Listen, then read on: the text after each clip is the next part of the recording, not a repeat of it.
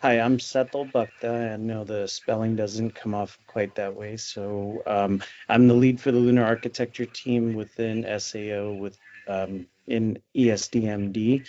My colleagues here from SMD, STMD, as well as Jake Bleacher have done a great job of talking about our Moon to Mars architecture. So I'm going to talk about something a little different. This is part of our um, integration and the global exploration roadmap through the ISECG, which we'll talk about a little bit here in the next 5 to 10 minutes. I know I have the coveted spot of keeping you guys from your lunch break, so I will try to stay within time or just a little bit within my time. Next slide, please. So the ISECG is the International Space Exploration Coordination Working Group. It's the largest forum for international cooperation for exploration activities across the world. It started with 14 founding agencies and now is up to 28 total globally. These do include the countries shown here, so China, Thailand, ESA, JAXA, some of the main players, and then also some of the sub groups that make up the ESA consortium as well. The terms of reference were reaffirmed in 22 and currently is supported until 2030. The group is voluntary and non-binding and focused more on exchange of plans, objectives, and most importantly, information across these agencies. Next slide, please.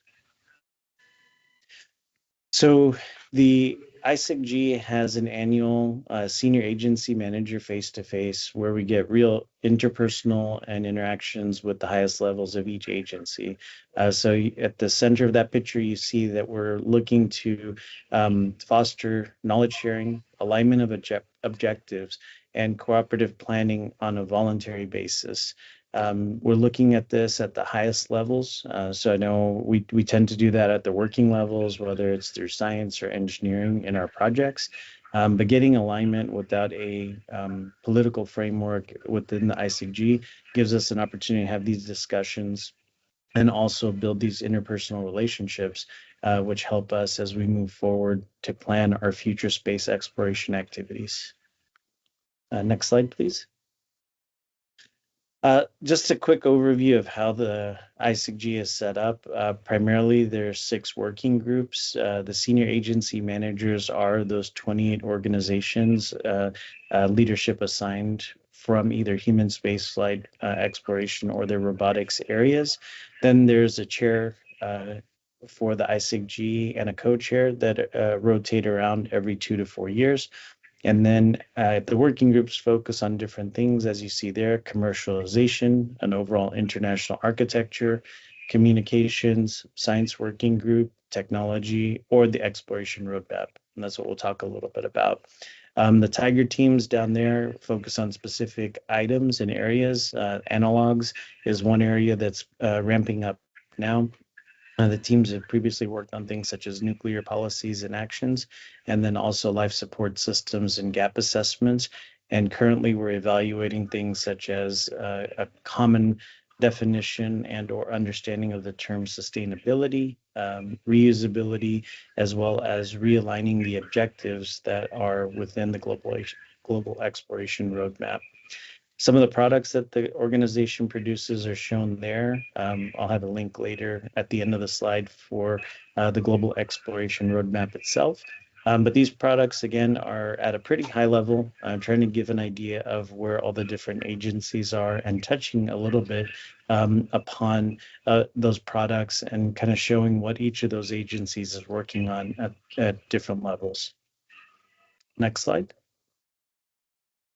So like the ISECG itself, the GER is a non-binding document. It's a roadmap that articulates a long-term coordinated vision for human and robotic exploration of the solar system based on common objectives and shared principles. Overall, the ISECG GER is out there. It was just recently published in 2024.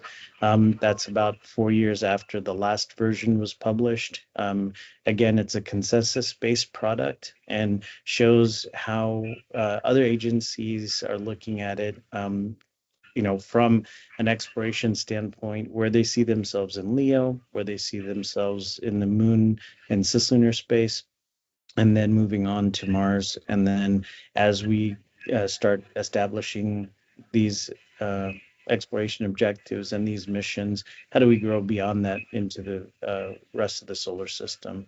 Overall, the GER is pretty short. It's under 70 pages. Pretty high level content, so quick read for most folks to get through, but it gives you a real high level overview and some of the areas that the other agencies are focusing on in those domains. Next slide, please. As I mentioned, we're kind of presenting a common vision. It is a consensus approach, so you won't see the details that you do in our Moon to Mars ADD represented in the GER.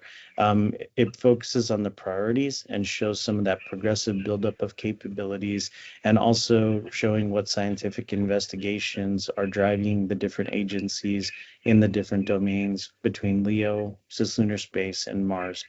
It also gives a high-level timeline of when the agencies would like to move forward and try to accomplish these goals and objectives. Again, it's non-binding, so it's really to share that information to say, here, moving forward.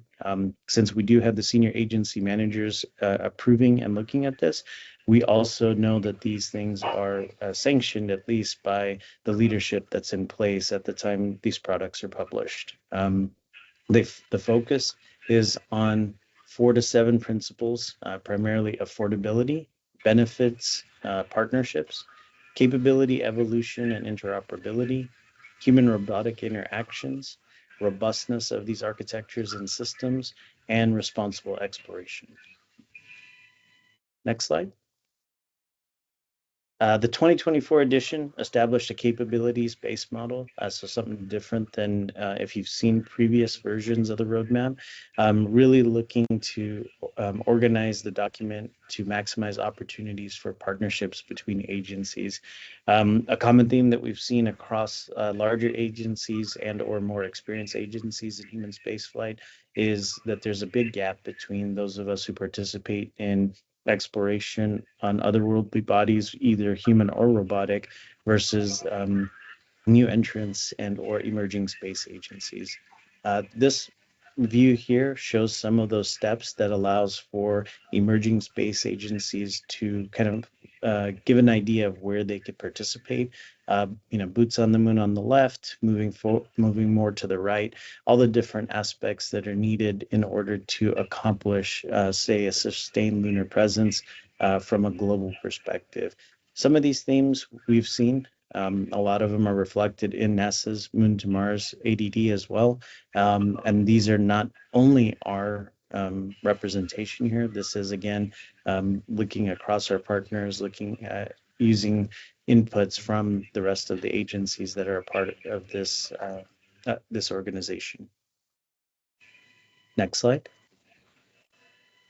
So the updated roadmap, as I mentioned, has been revamped a little bit. There's new exploration scenarios, talks about the different agencies and their national architectures, looks at the current and planned missions from Leo all the way to Mars, focuses on the exploration principles, and also gives some space to the emerging space agencies to talk about their ambitions. We do want to focus on the human-robotic synergy. I think most of us realize that that's going to be a key part in operations, as well as how we move forward to reduce cost and realize these systems. And then, as I mentioned, just not exploring just the lunar space and the surface, but Mars. And then what are the next steps beyond that? So we're starting to touch on those areas.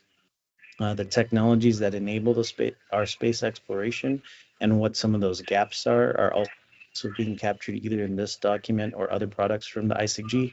And there's products that also highlight the benefits of space exploration. So imagine a global version of our NASA spinoff magazine. So that's what's out there as well. And then what some of the overarching science themes are across this. So as I mentioned, it's a pretty thin document in the sense of under 70 pages. So putting all of this information in there, it's pretty high level, but a good quick read to get you an idea of what some of our partner agencies may be working on, and gives a good highlight on that.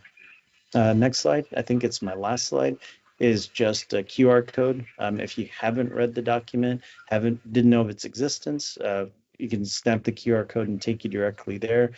We had a few copies printed out, but since we had late travel arrangements with Dr. Bleacher and others, I wasn't able to get them copies to actually bring some there in the audience in Albuquerque. But again, snap a copy there, and if there's questions, I believe we've got time later on to talk through those. Thank you.